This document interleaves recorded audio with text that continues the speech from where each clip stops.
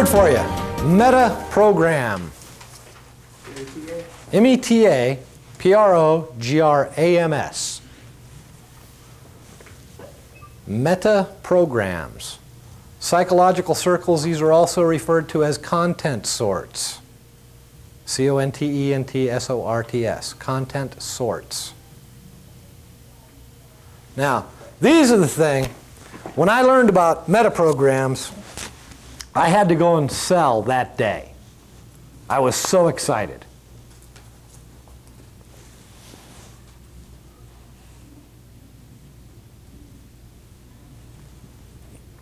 You've heard the expression, is the glass half full or half empty, right? And typically, if the person says it's half empty, they're a pessimist, right? That's been the shared thing that society has carried off. And if they're seeing it as half full, then they're an optimist. But there's actually a much more detailed way of describing that process, and that description is metaprograms. Let me ask you something. What do you look for in a job? Money. Money. Flexibility. Flexibility. Not security. You don't need to help him out. He's got it on his own. I'm going to get to you in a minute. Flexibility, location, benefits. Maybe that can keep money. Okay, I got enough there. How about you? What do you look for in a job? Money and security. How about you? Good boss, good energy throughout the company. Okay. Positive opportunities. Just the chance to grow. Chance to grow. Pretty much the same. Pretty much the same. How about you? All of the above. Okay. They were Now, programmed. huh? They were programmed. You've all been programmed. We all deal with that day in office. Now, underneath metaprograms there, write down toward, T-O-W-A-R-D.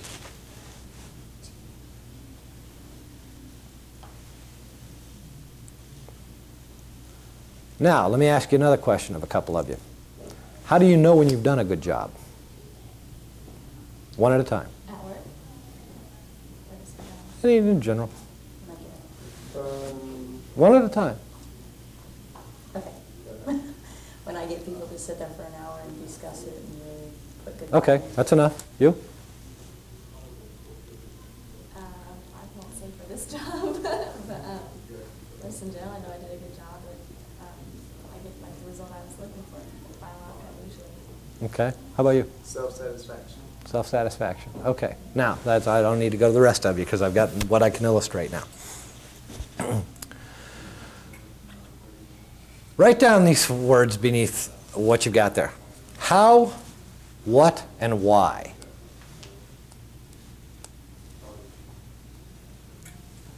This is how you determine someone's metaprograms, by asking those three words, how, what, and why.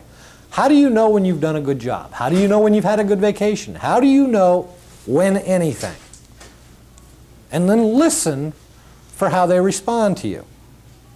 Okay? When you ask somebody, what do you look for in a job? And they say, just an opportunity to develop and grow, good money, things like that. Those are what we call toward responses. You're telling me that what motivates you in the context of a job is the ability to have opportunity available to you. You're moving toward opportunity. Now, some people I've asked that question in the past, and they respond to me by saying, I just like a boss that's not on my case all the time. Okay? Or I'd like some place where I'm not going to walk in and have a change every day. Okay?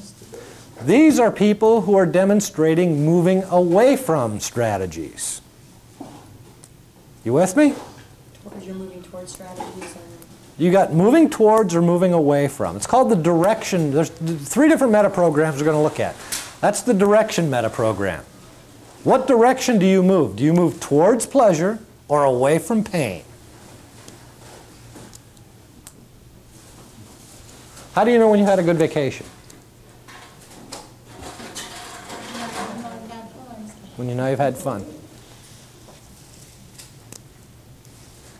Now, if somebody tells you, and it's important to be aware. See, if I say to you, what do you look for in a vacation? You're my client. You're sitting across the table from me. What do you look for in a vacation? Well, I'd like to just be able to have the opportunity to get away and relax a little bit and have some time for myself. That's moving towards something. There's something they're gaining. They're moving towards gaining.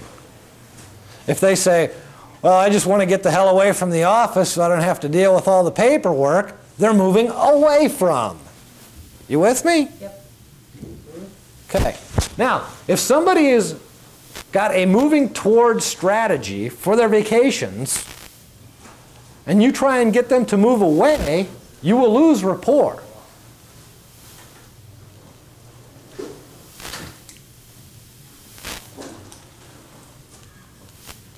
So what do you look for in a job? Well, I look for the opportunity to expand, grow, good money, income potential, the benefits, la la la la la.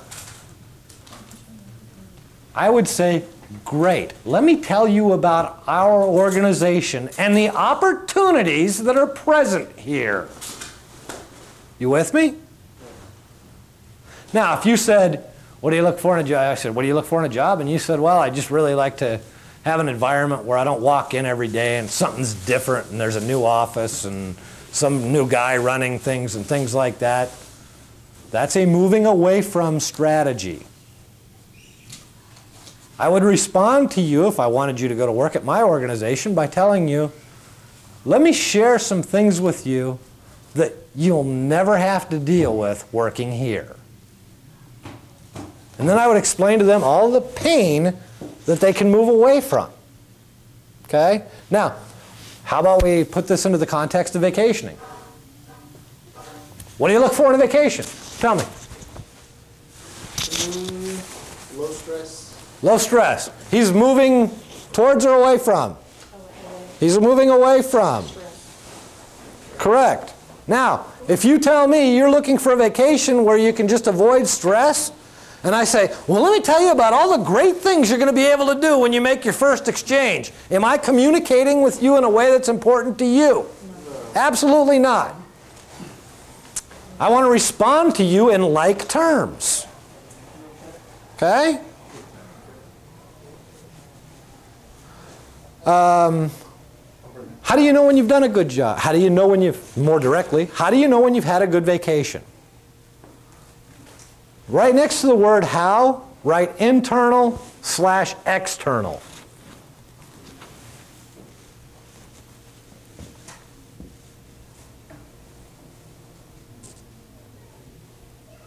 So, how do you know when you've done a good job? How do you know when you've had a good vacation? When I come back tan, How about you? Come back with lots of memories. How about you? I've done something new, exciting, something fun. How about you? Feel refreshed. Feeling refreshed. Right. Okay, now, we've got examples of both strategies just detailed for us right there. You're telling me that when you come back with a nice tan, in order for her to decide that she's had a good vacation, she needs verification from the outside world, even if it's just her legs, that she's had a good vacation. She looks outside of herself to know that. He, on the other hand, looks inside and says, well, when I've got a feeling that I had a good vacation, then I know it. Okay? Now, if somebody has an external strategy for deciding whether they've done anything that they've enjoyed or what they want to do, and you start telling them all about the internal things that they'll experience, you're mismatching. Now, I'll give you a specific example of this. How do you know when you've had a good vacation? Well, we come back with some nice souvenirs and we've, had a good time by just hanging out, and I can see the smile on her face and I know we've had a good vacation. Is that internal or external? Okay. How about this? Well, I just feel relaxed when I get back and I'm ready to go to work and really take on the world. Internal. Now, If somebody says to me, well, I just know because I get back and I feel relaxed and I'm ready to take on the world, and I start telling them about Mr. and Mrs. Jones, something external, who took a vacation and had a great time, am I communicating with them in a meaningful way that's important to them? Absolutely not. Conversely, if they have a very strong external and I start telling them about my vacation or what they can do, how they should, you, they don't care about that either. They want to hear about everybody else. Now, if you say, how do you know when you're looking at, I've been to 4 different projects before looking at vacation ownership programs. Really? Well, how do you know when one of those programs is really good? Now, this is some useful information. And you should get this at the point you're going through the survey sheet. Yeah. How do you know when one of those projects you look at is a good project? Who cares what they say? We just want to know whether they're internal or external. Well, I just get a sense inside. Internal. Now, if I've got somebody sitting across from me who's strongly internal, I'm going to talk to them dramatically different than somebody who's external. I'm going to say things like, you're the only one who knows. You'll be the one who makes the decision to. It's up to you to. You and your family will. You and your family can.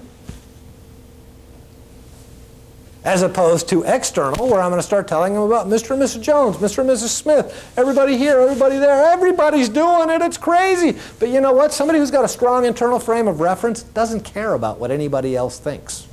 They only care about themselves. And you can even tell them, you know what? I could never convince you that this is something you should do. You're the only one who can do that. God, you understand them so well that they have to listen to you at that point. And they want to, and they're receptive. Now, what's the third one we've got there? Why? Why did you choose your present job? I'm asking. City sales. Give me the opportunity to do something that will help me grow and develop further my abilities and stuff. Okay. Where'd you go for your last vacation? Bahamas. Bahamas. Why did you choose to go there? Because it's tropical. Because it's tropical. What about being tropical do you enjoy? The beach, the water, the warm water, the beach, the refreshing air. Okay. How about you? And On my last vacation, Uh-huh. I went to, Where at? Washington. Washington State or Washington, D.C.? And why did you choose to go there? I missed them. You missed them. Okay. Now, what we've got here is several different examples, but what I'm going to do is back up because we're going to combine all of these together. See, because when you can tell somebody, you're the only one who knows what's possible or what's necessary. You see, what we're looking at now is possibility versus necessity. If you tell me you chose to go there, why did you go to Washington State? Because I missed them. You're talking about possibilities. Okay? If I ask you why you chose your present job and you say, well, because it's in sales and it presented good opportunities, that's possibility. If I say to you, why did you choose your present job? And you say, well, I just really hated the old job I was at and I really had to get something else going. That's an example of necessity. People either sort by possibility or necessity, not both. They either are motivated by what's possible or are motivated by what's necessary. So if we're talking about somebody with possibility thinking, you want to tell them about all of what's possible by becoming an owner here at Dolphins Cove. If we have somebody who sorts with a necessity type of thinking, you want to let them know in no uncertain terms that this is something they need to have. When you get words that are indicative of necessary, you have need, have to, absolutely, necessary. When you've got somebody who's a possibility sort person, tell them about what could be, the opportunities. Now, can you see how this is important in motivating people? What happens if somebody says to you, well, we went to the Bahamas, and you say, why'd you go to the Bahamas? You say, well, we were in South Carolina and those storms, we just had to get out of there and go somewhere. Necessity. And what if you tell them, you know what, there's lots of other great places you can go to through the RCI exchange. Possibility. You're right, you haven't even opened your mouth for 5 words and you're heading down. Okay? So you want to tell them what's possible or what's necessary based on what they tell you. So you're going through your survey sheet, you should be able to amass all of this information. How do you folks know when you took a vacation that was enjoyable? Where'd you go on your last vacation? Why did you choose to go there?